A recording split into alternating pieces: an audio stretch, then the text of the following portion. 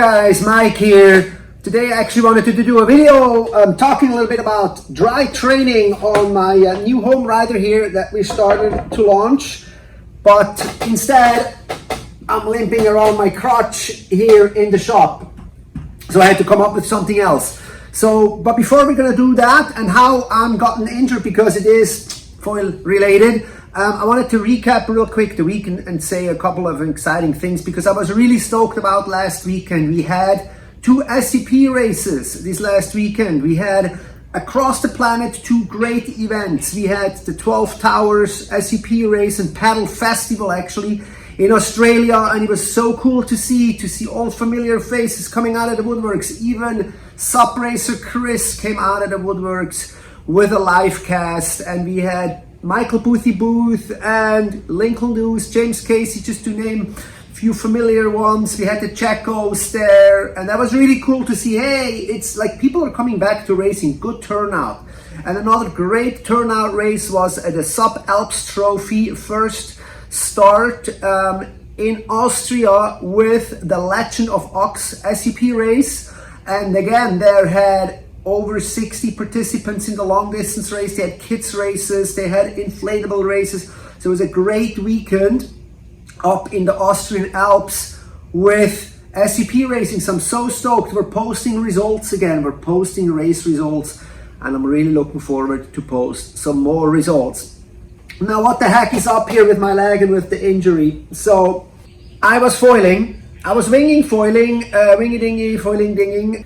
And what happened was I'm riding a jibe and I'm depowering the wing, and as so many times, as a donkey move that I do, as I'm coming around and I'm trying to jibe into a bump, the foil jumps out of the water, and of course what happens, I'm going over the handlebars as so many times, and as I'm falling mid-air, I'm just feeling like something hitting my leg from behind, and I had no idea what that was, but all I knew, it was like pretty darn hurtful. And when I was climbing back on my board, I realized that I could barely stand up on my leg, and I had to finish my go out, unfortunately, a little early. And that kind of made me think a few things. It really made me think a few things. Number one, I keep doing that, even though I've gotten better at it and I got better at foiling. I'm keeping that thing down in the water.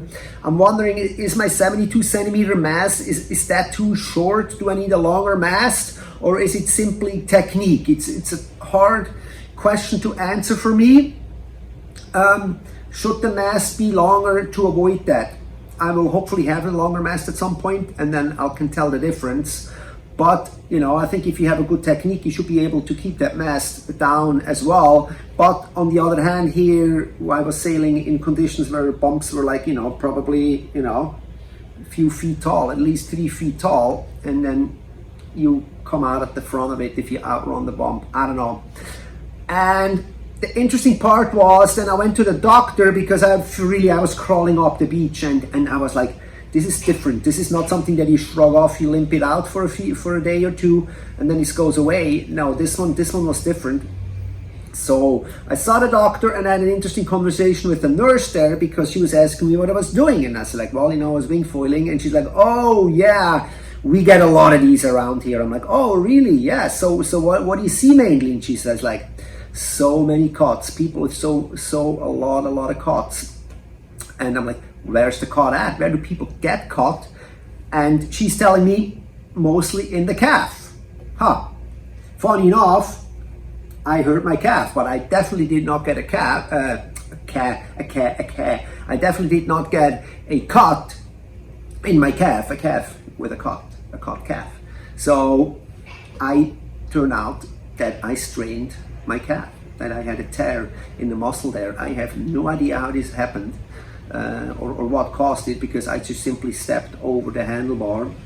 But the nurse really told me about how nasty the cuts are that they're seeing, and how deep the cuts are, and they're so sharp. Particularly, if I look my stabilizer in the back, you could like throw an apple at it and it would just split in half with a clean cut, and that just is a concern, particularly when you are a beginner. And I remember we had it a wing special, foil special in one of the magazines.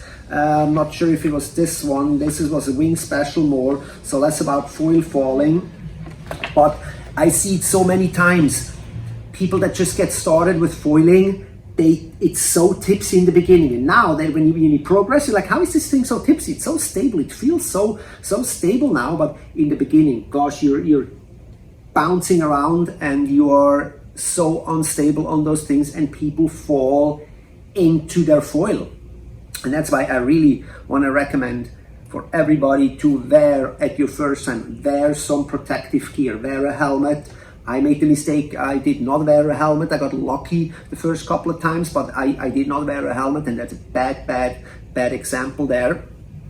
But scary guys. Foiling to learn is not easy. It's tipsy, and it's just very tricky. So wear also, like, even the water is warm, wear a wetsuit top, something neoprene, maybe a 4mm or something, that if you get hit, you have that protection. I don't know if you're in a cold place, definitely wear a long wetsuit. So if you have that calf injury that the nurse was telling me about, then you can actually have a protection also on your legs.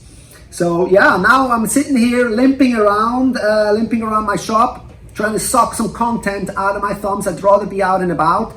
And for sure, we have some cool projects coming up. I hope my leg is going to be fine within a week, because I have a couple of cool projects coming up, and I can't wait to see you guys in the next video with some fun stuff, more than leg injuries. Thank you so much for watching, and we hope we'll see you in the next video.